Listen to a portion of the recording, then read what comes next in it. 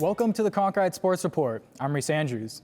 Well, they did it the hard way, but the Arizona Diamondbacks pulled out the victory in Game 1 of their playoff series against the Brewers. Down 3-0, the D-backs scored 6 unanswered runs and staged the biggest postseason comeback in franchise history. The young bats came alive, but defense was also a key on this one. Evan Longoria had the heroics in the 5th inning, robbing the Brewers of a bases-loaded opportunity. This brilliant double play to end the inning. Afterwards, Longoria said playoff games always come down to those key moments, and right now the Snakes are focused on getting the job done in Milwaukee. I can promise you, from my view, and I'm pretty sure Tommy feels the same, nobody's thinking about that last series against Houston. Nobody's thinking about, the bad stretch we had in August. Everybody's focused on what they can do and how they can prepare themselves to help us win, one game at a time here in the postseason. Big weekend for Sun Devil sports, starting Friday with men's hockey. A sold-out crowd is set to watch the puck drop for a classic rivalry matchup.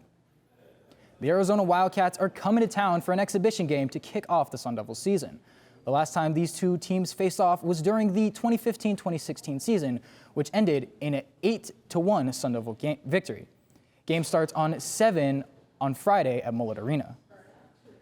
And Saturday afternoon, Sun Devil football welcomes Deion Sanders and his Colorado Buffaloes, the most talked about team in college football. Coach Prime says he has the utmost respect for ASU coach Kenny Dillingham and says he once tried to hire him. I know his climb, and I know what kind of man he is, and he is great for their program. He's great for college football. He is a tremendous mind, offensively, tremendous mind, but he's going to be a great head coach, man. So I have the utmost respect and love and admiration for him, because we were going to work together at one point. For Dillingham's part, he says he once tried to recruit Shedeur Sanders and has taken notice of the changes up in Boulder. One of the biggest things Dillingham has seen out of the Buffs is the effort they put into every play. It's something he preaches to his Sun Devil squad and says besides talent, it's a big reason why Deion is having success. This team plays extremely hard. This team runs to the football on defense. This team sprints up to the football on offense with tempo. These wideouts sprint to block. So I think the effort that this team plays with, combined with the talent that they've brought in, are obviously the schemes are drastically different. But those schemes are a dime a dozen. It's the culture that's being created there is one that is, we're going to play competitive, we're going to finish every play, and we're going to play with a passion, and you can see it on the tape. We'll get you ready for this big game as well. Cronkite News will have a special pregame segment during the newscast tomorrow night, and we have a special guest in ASU tight end Jalen Conyers, who joined us. Here's a sneak peek. I think the first step is obviously as a team, obviously just executing, doing what we're supposed to do. Colorado is a really good team. Offensively, they score a lot of points. And, obviously we're going to have to kind of match that. Their defense is good. They play really, really hard, but they do have some spots that we think we could take advantage of. So. Super Bowl 57 was a huge economic success for the Phoenix metropolitan area. But now the official numbers are in, and Cronkite News reporter Trey Matthews tells us it was record-breaking.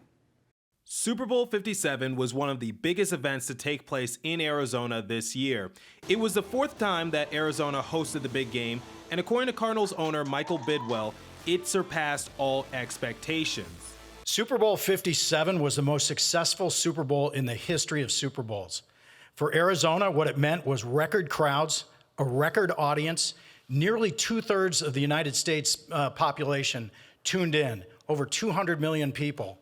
60% of the country tuned in to watch part of Super Bowl 57. Arizona saw a huge surge in tourism dollars that helped benefit hotels, restaurants, and businesses statewide. The new figures from Super Bowl 57 saw an economic impact 40% greater than the last time Arizona played host in 2015. Governor Katie Hobbs shared some of the financial milestones. Super Bowl 57 generated nearly $730 million to the state GDP, and it also contributed nearly $500 million worth of income for Arizonans and created thousands of jobs. With the amount of success that Super Bowl 57 brought to the Valley, you could best believe that Arizona is going to try to host the big event once more when that time comes. And the entire community and football fans should be excited because the Super Bowl will return to Arizona at some point. In Phoenix, Trey Matthews, Cronkite News. The 61st U.S. Senior Women's Amateur Championship is taking place this week up in Scottsdale.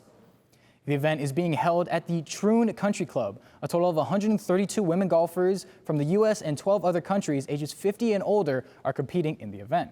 This year's field features a total of 7 Arizona residents, and it's the first of 2 USGA championships to be held at Troon, the second being the U.S. Mid-Amateurs in 2025. And that is it for your Cronkite Sports Report. Remember to tune in tomorrow for our special ASU Colorado pregame segment right here on Cronkite News. Deanna and Alex, back to you.